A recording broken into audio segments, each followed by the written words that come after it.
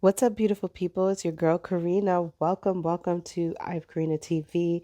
This is a crazy week with this Taurus full moon. I told y'all up and coming that the axis of Scorpio and Taurus that was going to happen in November was going to be a major global move. Okay, if you guys have been watching my videos or if you've ever been on this channel before, you know that we take things real deep here. So I'm gonna be breaking this Taurus full moon down in different ways. I'm going to be explaining how Taurus is the brand. So I want you guys to understand how powerful you are in creating your brand. I'm also going to link a few videos where I've talked about this concept before. And if you really want to get in on my branding class where I tie in astrology and branding, you can get that. And you'd also get my TikTok classes as a bonus. So if you guys want to jump in on that deal, check the link down below because the way that we tie in astrology to branding and business is nobody else is doing that. Okay? They're trying, but they're not doing it. They're not doing it in a way in which you can apply it to life and that shit actually works. Okay? So, also check out the Venus videos and your Venus blueprint. It's all a part of this concept that I have been pushing big time on this channel, and how Taurus in your chart with Uranus going through this sign is creating all kinds of upheaval. And if you aren't ready for it, you're going to find yourself under the rocks, under the lava, instead of enjoying the view. Okay, so this is about understanding the power that you have to create self-worth. And you can do that through the branding work that I have provided for you guys and the Venus blueprint that I have provided for you guys on this channel. Okay, yeah, I'm taking things real serious because this is a week where Taurus and Scorpio go head to head. This full moon, every time you see a full moon, it's the sun versus the moon. But we ain't just got the sun and the moon opposing each other in this full moon. You got Uranus here also opposing the sun. You got Mars. It's a little ways back, but it's also going to be playing a part because the moon is going to go over. I'm sorry, moon is going to go over the opposition to Mars. So first, it's going to oppose Mars before it hits full. So this stuff is just growing and growing. Then you also got Mercury also at bay. So it's about communicating. It's about, actual fisticuffs when it comes to hands, aggression. With Scorpio, people protect themselves with Mercury hands. This is about that idea that you got to do what you got to do to protect yourself and to stand up for yourself. Okay? And at the same time, it's also about recognizing your wealth.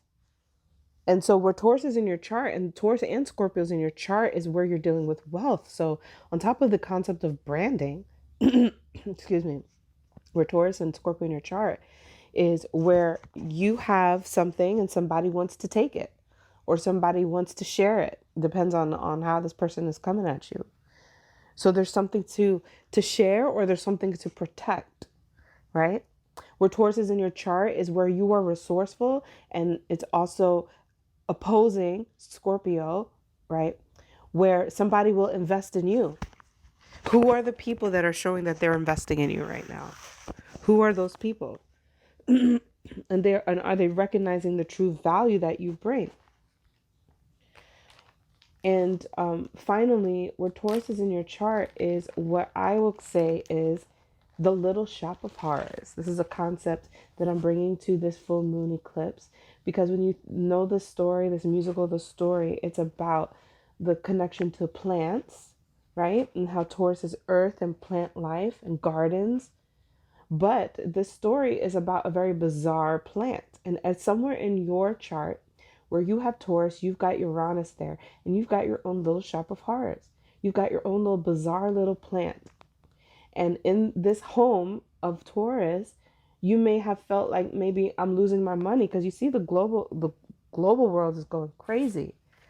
And the reason that they're going crazy is because the concept of currency is changing.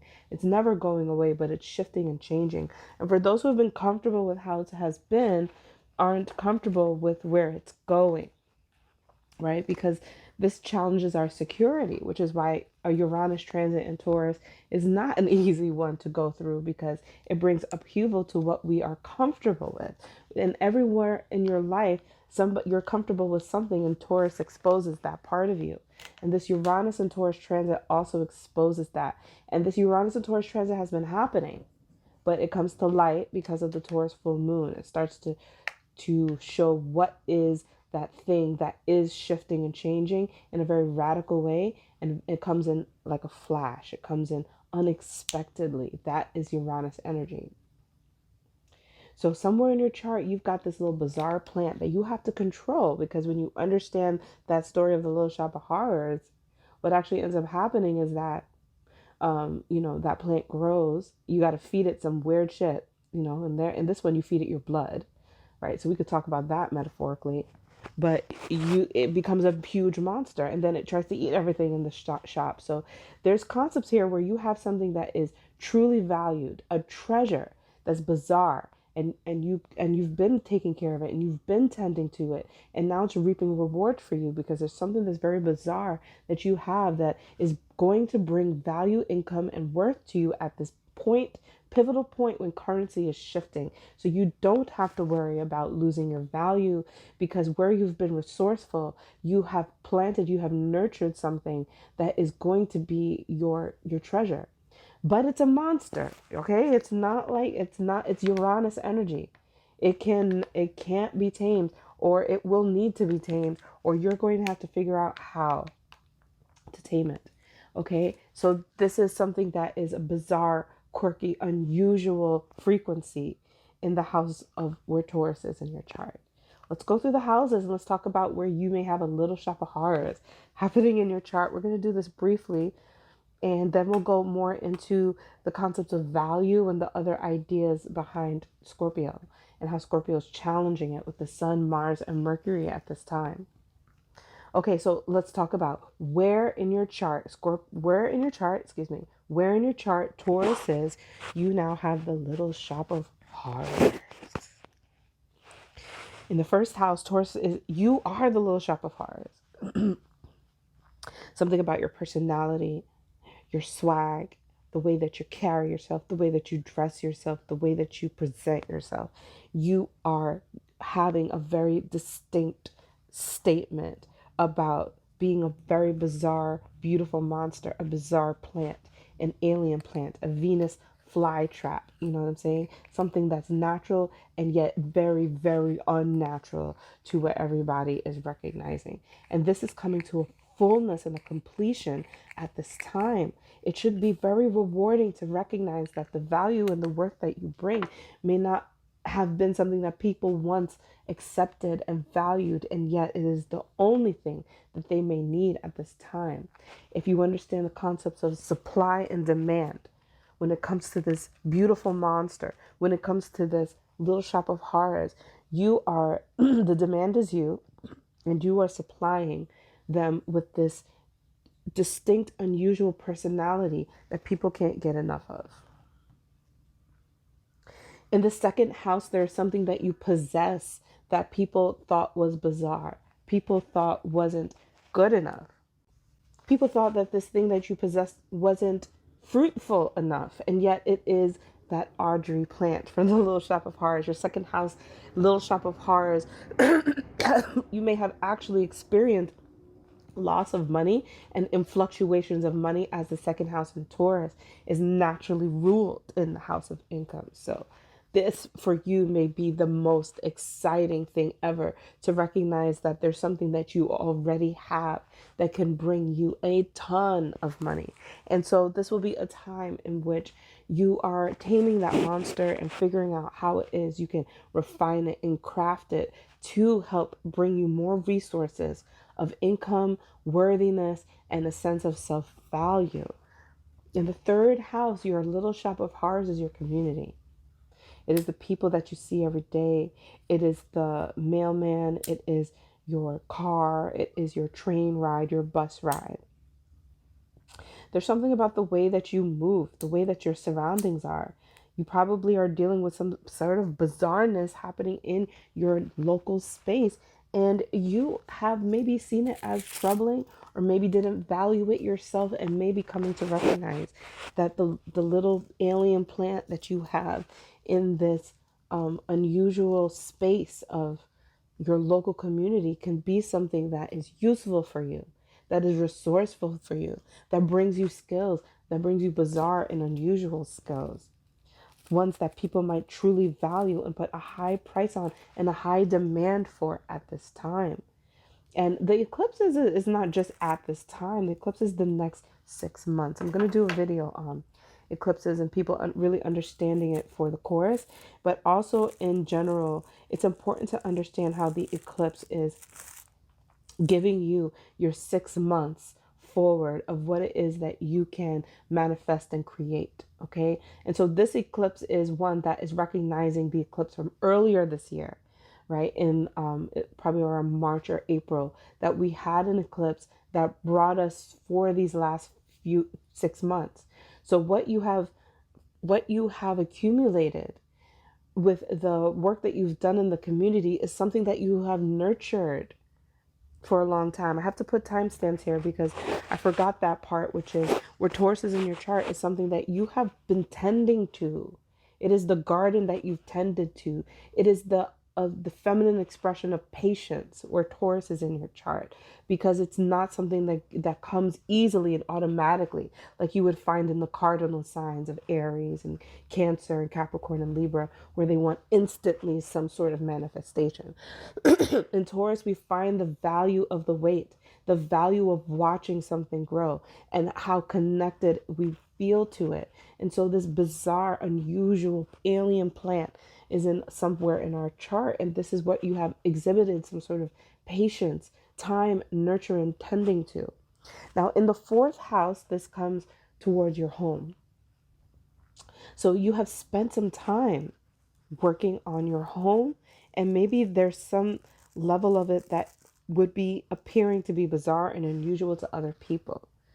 It could be something as simple, for an example, as like you see these trends with the tiny houses, because it's such a bizarre thing where most people aren't trying to do that, but now it's a trend, right? Now it's a trend for having like a little tiny house. So maybe before you were investing in some sort of thing for your home or type of home, an unusual investment, unusual resource of a home that you have spent time dwelling in, you've spent time tending to, and at this time you are experiencing the fullness, the culmination of this unusual little plant, this unusual little home, this shelter, this space, this four walls and a roof that has brought you something, sheltered you, secured you, helped you to emotionally feel more maybe detached from things, for you to discover what real home is through an unusual experience. And so this is all coming to a head at the fullness of this moon. In the fifth house, Taurus is tending to the garden of our creativity. And so the little shop of horrors that's happening in your fifth house is connected to this little bizarre talent that you have. It may be something that you wouldn't atypically see, in the league or the hierarchy of what is considered talented at this time, but it's something that has grown your value. It has grown in appreciation, and those who are appreciating your talents are now coming to show you that, right, through that support system, through the love, the adoration that the fifth house wants to have. It wants to have that love experience of expression, and those who love it enjoy that expression. So there's something very bizarre around this talent that you have nurtured, and now it's coming to a head. It's coming to a fullness, and it's all about learning how to tame that talent, refine it to a place where it can bring you to your other and next highest heights. In the sixth house, Taurus is connected to our connection of passionate vocation, our calling, the place where we do that work out of pure will and accountability. Quite often we get lost in the sixth house because we don't have Venus and Taurus here seeking pleasure and work. Okay, so here becomes this unusual plant, this little shop of horrors that can bring you incredible income and resources because you have experienced what it's like to work in an unusual environment under unusual conditions, and it has brought to you a connection to your calling in which you don't have to be just working a regular job anymore. You can be something beyond just your obligations. In with Taurus in the sixth house, it is an unusual pleasure to work, unusual pleasure to serve. And so this is the monster that may be cultivating here, or maybe like a connection to your work. If that is the monster, it could be a manager, like somebody who is pushing you towards this circumstance. Either way, it's really connected to your calling. So if you're finding that you're in disharmony at this time, because the sixth house can often lead us here, to look higher, to look at the heightened beauty of the situation, so that you can see that unusual plant and how your little shop of horrors in the sixth house is now in the supply and demand. People may be wanting to work with you, maybe wanting to understand how you work, maybe wanting to pay you to teach them how to work like you. There may be networks that you're tapping into that you didn't recognize were possible. Okay, so coming to the seventh house, your little shop of horrors is your relationship. And so you may have experienced an unusual relationship or an unusual circumstance in which you have grown your relationship with somebody. This can be platonic or romantic related, but it usually is a recognition of commitment. And so at this time in the seventh house, it's very possible that you are experiencing a growth or a completion of your commitment or someone's commitment to you. And you both are now extremely valuable to one another. You both are extremely valuable to one another, but you're also extremely valuable to others who may be trying to understand love in a way that you can present it, in a way that it is now a supply and demand. In a way that the demand is high for you to show that love, and you can supply it. Now, the eighth house, your little shop of horrors, is this deep, mysterious, secretive side to you. And this Taurus full moon is going to bring your secrets out to completion. And so it's a time in which you have a very bizarre plant, a bizarre secret that you've been holding that you may have not revealed. And so this is a time in which your little shop of horrors is now coming to gain value because your secret is out. But it doesn't have to be one that is difficult unless you really, really feel like, you don't value the fact that your secret was meant to be a secret, is supposed to be sacred, and isn't supposed to be recognized by everybody. This is a beautiful place of those who have eyes to see. It's very similar to the first house, both Mars ruled houses, in which those who have eyes to see will see. So those who have eyes to see that bizarre plant, that bizarre secret that you have, it is extremely valuable. And even if it may not seem to be that way, it's in high demand at this time, where Taurus is in the eighth house. Okay. Now in the ninth house, Taurus is connected to our faith and our belief systems. And the ninth house Taurus is very interesting because this is a place where you can tend to be fixed on your belief systems more than even a typical Taurus would be, typical sun, moon, or rising. The ninth house, the belief systems are fixed. And so yet there's something that's very unusual, right? Your ninth house being your little shop of horrors. There's something very unusual, a very unusual alien belief that you have, that you may have been nurturing, that you may have been trying it on, trying to see if it works, trying to see if this belief can manifest something for real, and trying to, all of your ideas, putting them into something that flows, something that everyone can recognize on a massive scale. There's something very beautiful, a beautiful monster coming out of your concepts, of your ideas and belief systems, and it's in high demand. So this alien plant that you've been nurturing is this idea, this belief this journey towards a higher self that maybe many have not ventured to. Okay, or at least many around you who believe the same things that you do. You may be the one that's taking the bizarre route in your belief systems compared to those who, who are around you. And this is going to be coming to a fullness at this full moon. Okay, now we got to look at the 10th house. Taurus in the 10th house is where we are connected to our career and where we're connected to our authority, like how bossed up do we feel, And so there's a bizarre little shop of horrors in your 10th house, and it's been kind of faltering, it's been kind of weakening, and you may feel this more than other house placements because the 10th house is supposed to be the highest placement in the sense of it's where everybody can see you, right? So if you fall, everybody sees you fall type of thing. And so you may have been dealing with an insecurity or a fear of falling, right?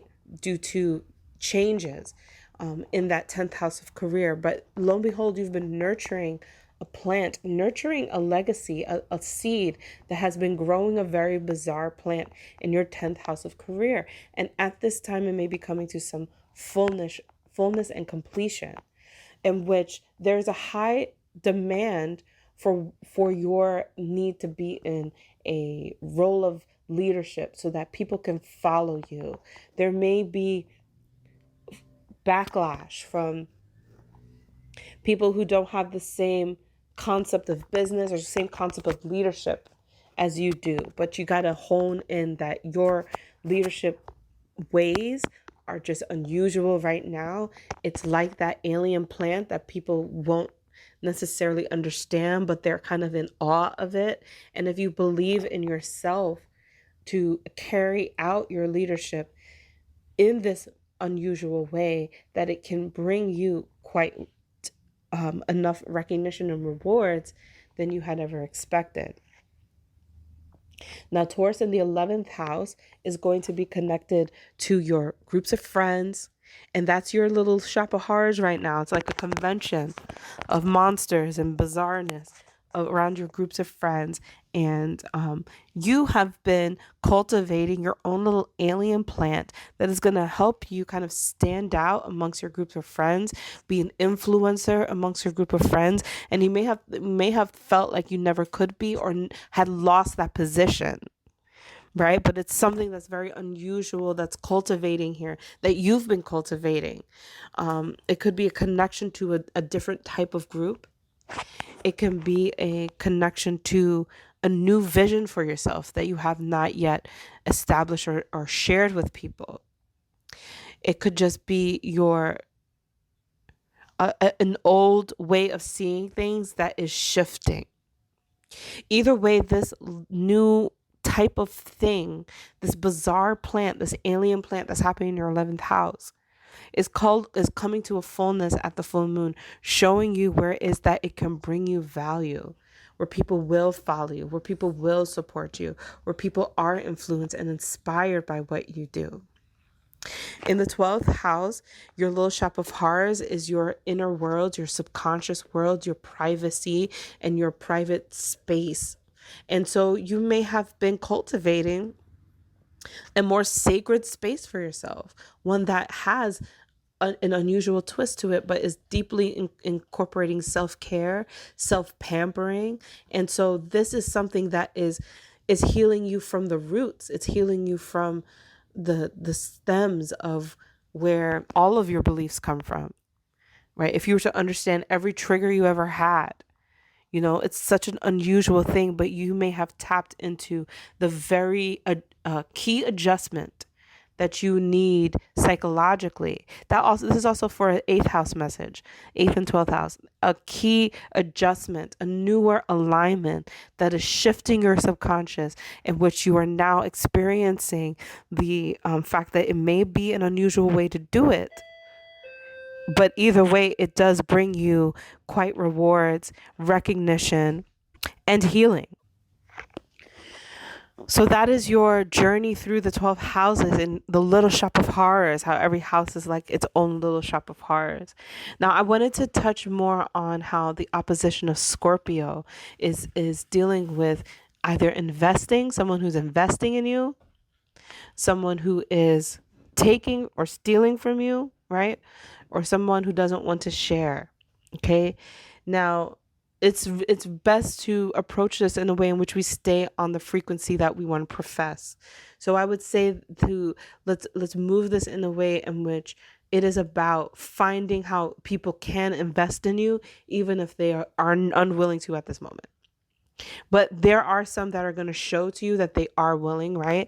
But it appears that many may not be investing in you where Scorpio is in your chart because of the oppositional forces that are happening here, right? Because it's not just Scorpio, it is the full moon opposing that. So the reason that they might be opposing you is because they don't trust or they don't value that bizarre plant that we were talking about. So where Taurus is in your chart is where your little shop of horrors is. And if that's the case, then where Scorpio is in your chart is where the investors, the angel donors, the angel investors are coming in to see how is that they can capitalize upon you. And so this is a conversation that requires substance. It's one that requires the nitty gritty. It's not one that you can superficially just wave off. And so that might be something that people are dealing with in general this week, is the fact that we might want to wave things off, or we might want to just stay on the higher side of things and be just high and light and positive. But that's very difficult with Scorpio because Scorpio wants to dig and it wants to go there. It wants to go to the taboo place. It wants to go to the core, the origin, the depths of where things are. And so we're having to do that in order to plead our case, plead our value. And some of us may be feeling like we are pleading our value so that others can invest. Okay, it doesn't necessarily have to be the case. Of course, we can talk about validation where Taurus is. And this is why Taurus, as a branding concept, and the concept of validation is so essential in order to navigate this oppositional energy. So let's talk about the brand first. We got to come back to the investors later. I have several videos on where Taurus is in your chart and how it's your brand. I've spoken about this deeply, saying that we even have a branding workshop to talk about how to brand yourself and how to understand yourself as a brand. Okay. But the thing is, here at this full moon, is that even if you think that you're not an entrepreneur and I don't need to brand myself, it doesn't matter. Where Taurus is in your chart, people are branding you anyway.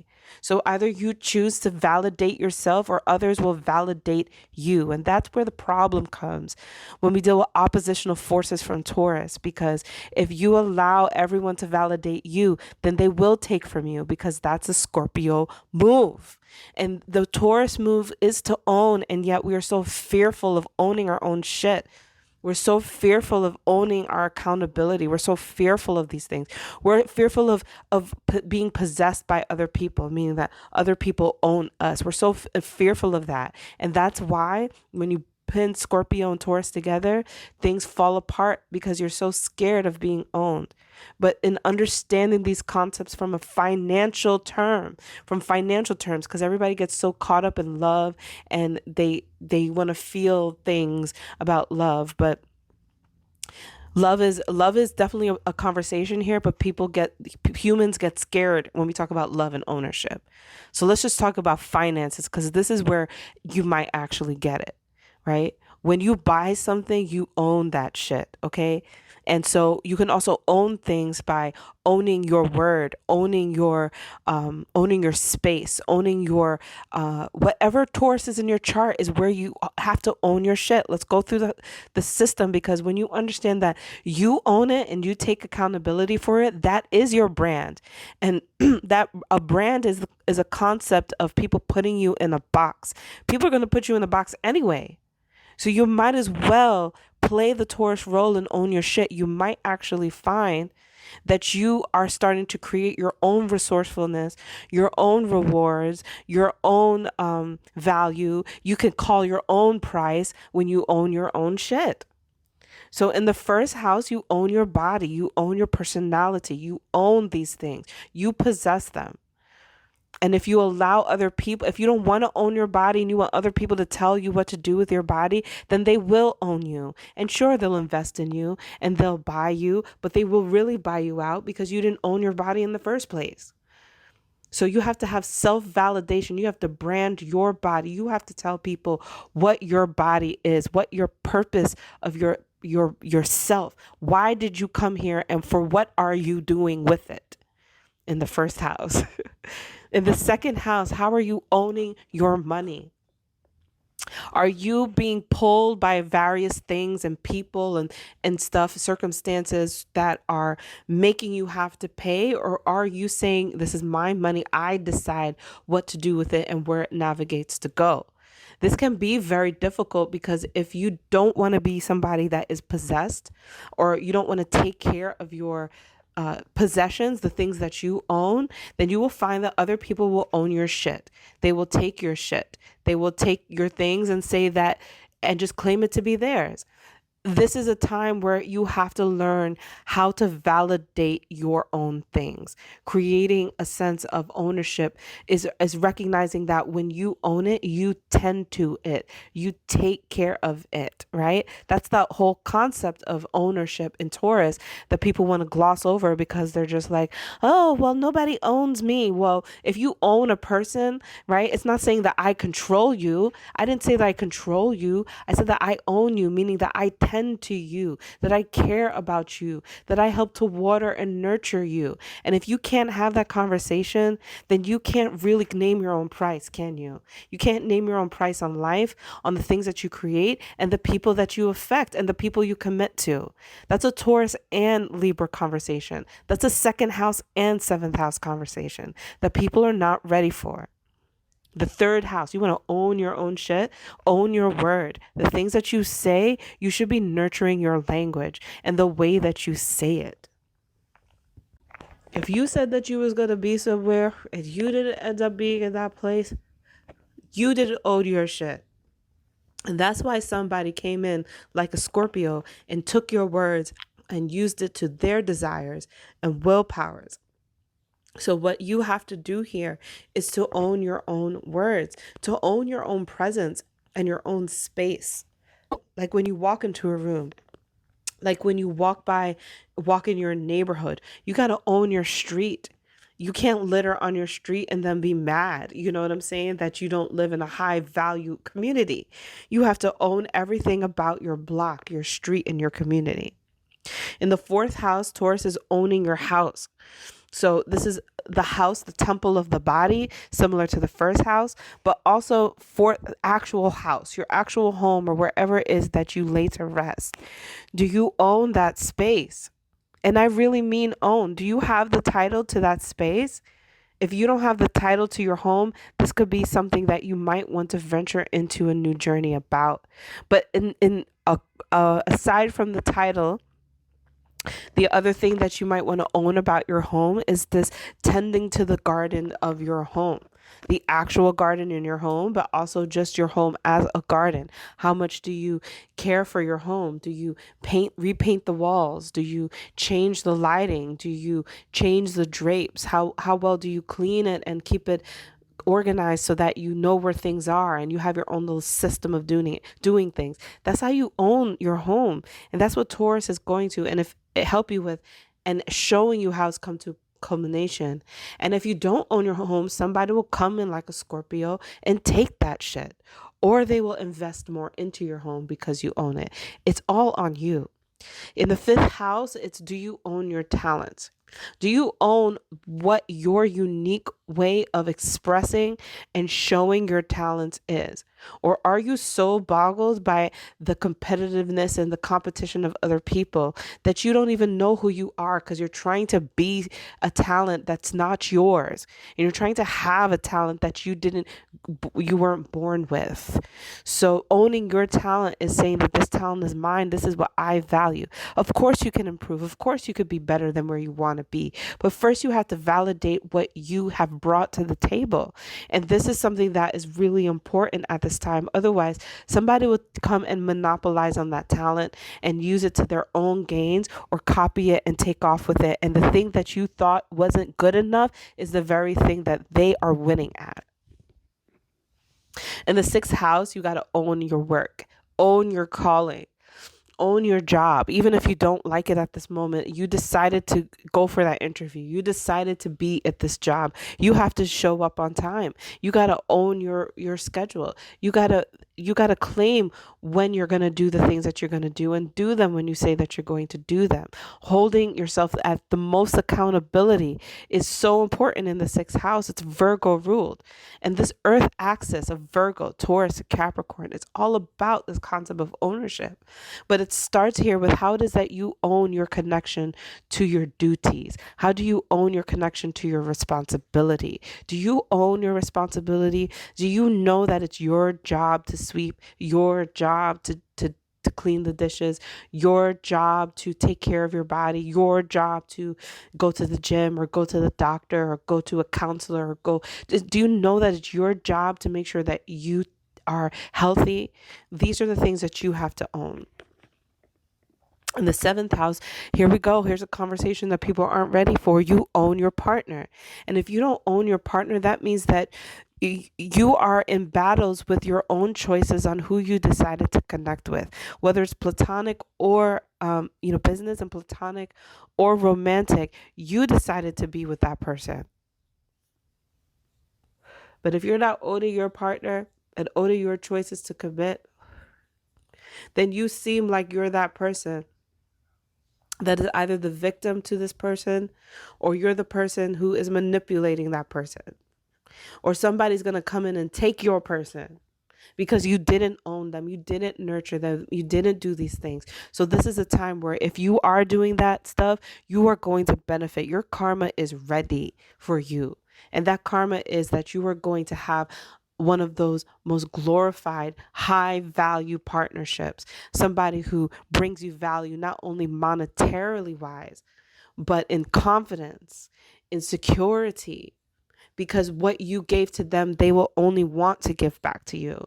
The eighth house, the giving and taking, goes to another extreme because it's a house of sex.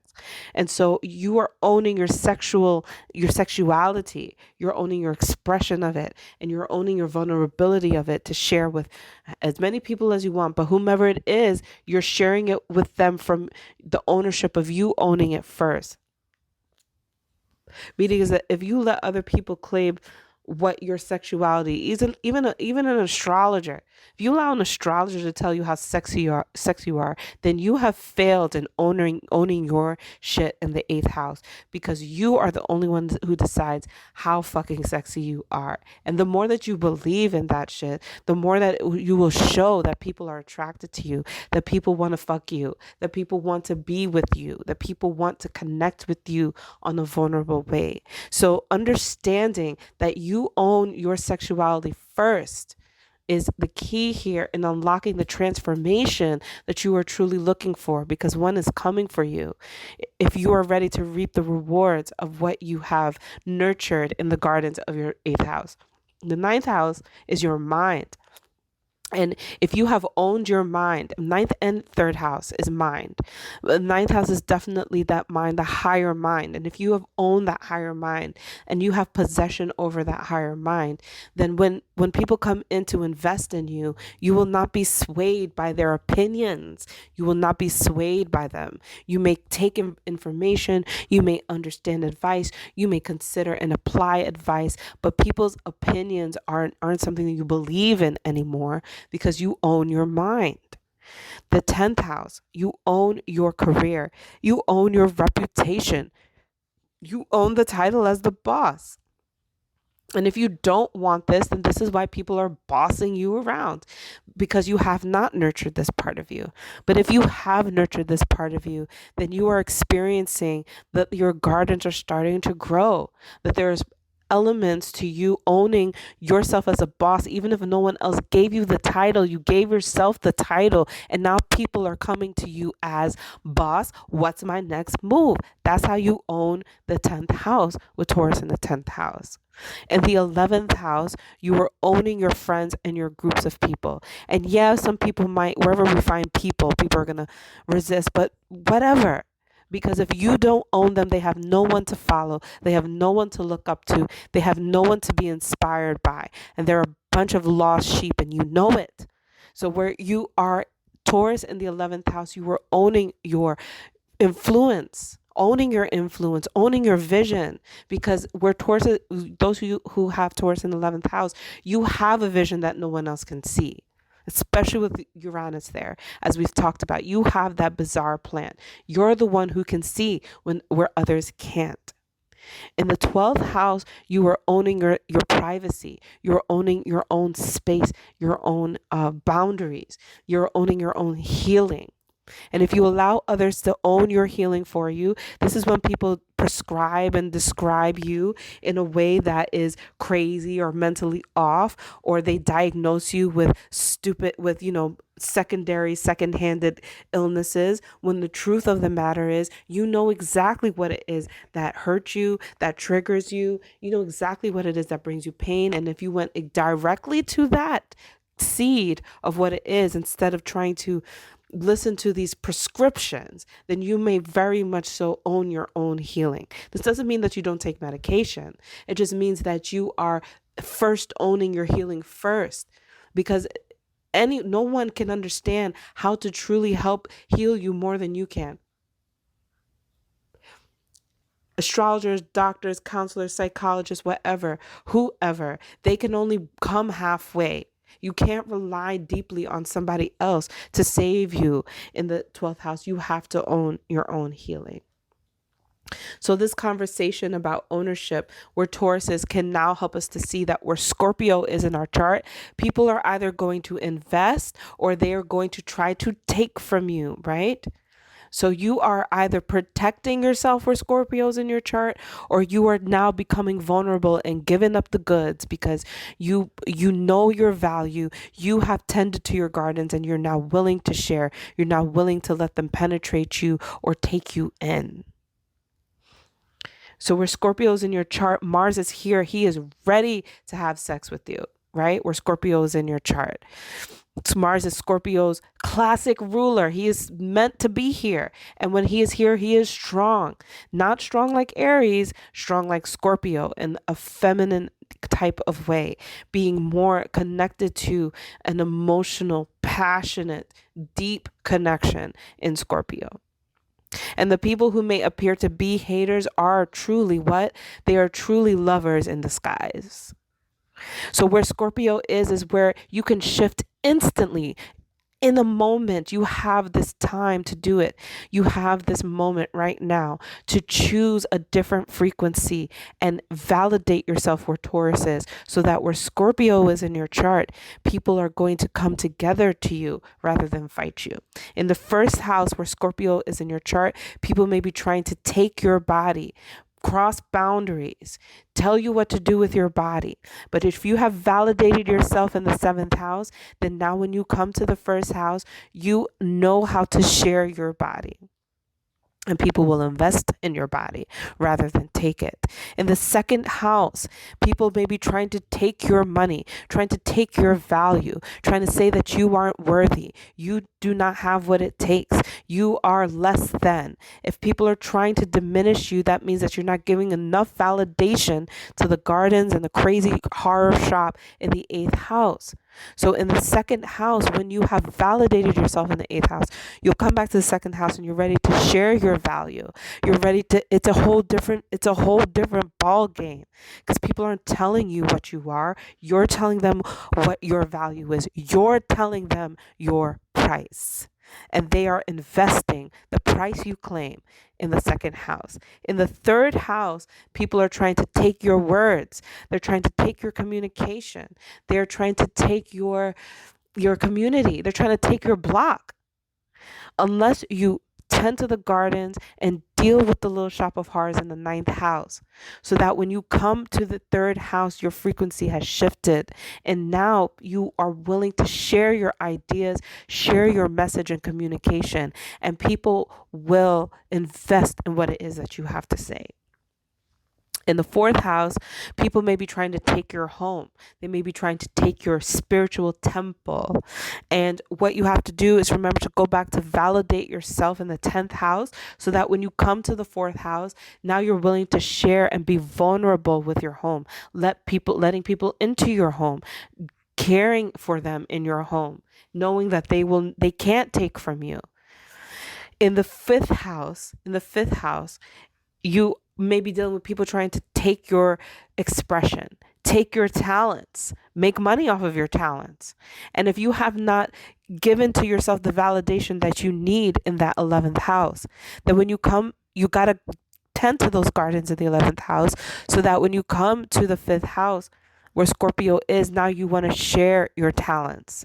You want to share your people and your ideas and your expression. You want to collaborate.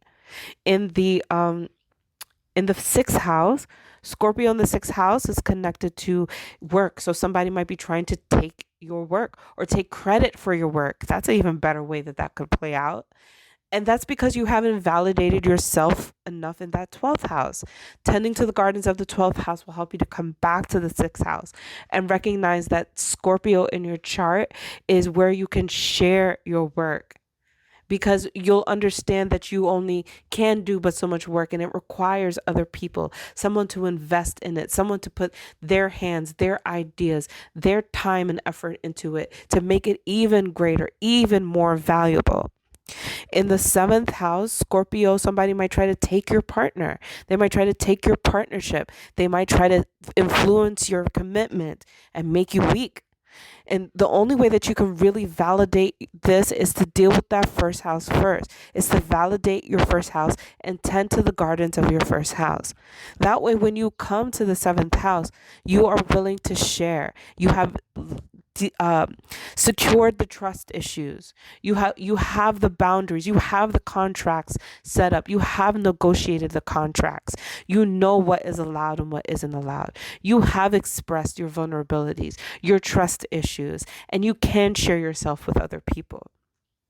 In the 8th house, if you have Scorpio in the 8th house, people might be trying to take your sexuality. They may be trying to cross your boundaries. This could get dangerous. They might be trying to psychologically abuse you. Unless you have validated yourself in the 2nd house and you have tended to the gardens of your 2nd house, so that when you come to the 8th house, you are ready to have sex with people. You are ready to come closer to people. You are ready to commit and be vulnerable and release the parts of you that you try to hide and be naked in front of other people in the 8th house. In the 9th house, where Scorpio is, people may be trying to take something that you've published, take something that is, some sort of idea or education or knowledge that you have. Truly, no one can take knowledge, can it? Because it's not even really yours to grab. But if you tend to the validation in your 3rd house, and the gardens in your 3rd house, then when you go back to the 9th house, you can share that knowledge without a threat. You can share education without a threat. And education has more substance now. In the 10th house, somebody might be trying to take your title. They might be trying to take your reputation or your career in general, your spot in the totem pole of your industry. But if you tend to your 4th house and the gardens of your 4th house, you will not be worried about losing your spot. You will feel wholeness because you'll be tending to the part of you that truly is whole, which is home in the 4th house, so that you can share the throne with other people where Scorpio is in your 10th house and not be threatened and not lose your sense of respect and hierarchy. In the 11th house, where you have Scorpio in the 11th house, you have somebody who might be trying to take your friends, who might be trying to take your influence and your position amongst your friends. Okay, so you'll have to tend to the gardens of the house. When you tend to the gardens of the fifth house, you become secure in who it is that you are and what you are able to bring to the table that no one else can. And your high value is something that no one else can replace. Maintaining your influence, maintaining your vision and leadership. And all you're doing now is sharing that influence and that inspiration with somebody else. In the 12th house, you can easily, somebody can take your privacy, can impose on your space. And so you have to deal with the work that you're supposed to do in the sixth house, your actual work. Maybe you don't deserve any space to yourself unless you have tended to actually doing work. Maybe you have to work first before you get that space, so that when you go to the 12th house, you can be able to have your space. And you can share space with another without imposing on one another. And you can share space with another without being codependent on one another. And you can share space with one another and have healthy attachments rather than unhealthy attachments. So you guys can see that this conversation about Scorpio and Taurus is definitely one about value and how important it is to value ourselves and how important it is to own ourselves. And Uranus and Taurus is helping us radically to own ourselves, because there's something that's so bizarre about you that you cannot help at this time. And that's the beautiful thing about a brand, because going full circle in this conversation about branding, in which if you are ready to have this conversation, check the links and join the class, purchase the workshop. Because where you are brand is where Taurus is in your chart. And it's about understanding it's something that you wholesomely and truly are. Something that is only you. Something that you own. Only you and you own. And so this is the parts of you that you deny. It's the parts of you that you're scared people won't accept. And that showcases a display of not valuing all levels of yourself and not recognizing that all aspects of yourself are resourceful, even the ones that you think people will not like. And so how you brand yourself is to be you, truly who you are. And with Uranus being in a Taurus, this is making us have to deal with the most bizarre aspects of ourselves. So we have to accept it no matter what. And we have to defend ourselves no matter what. So I hope that this message will help you guys through this portal that we have entered into. And get ready, because on a global level too, you are going to see some incredible shifts. And I hope that you are enjoying the ride. I hope that we can ride this wave together. Peace and love.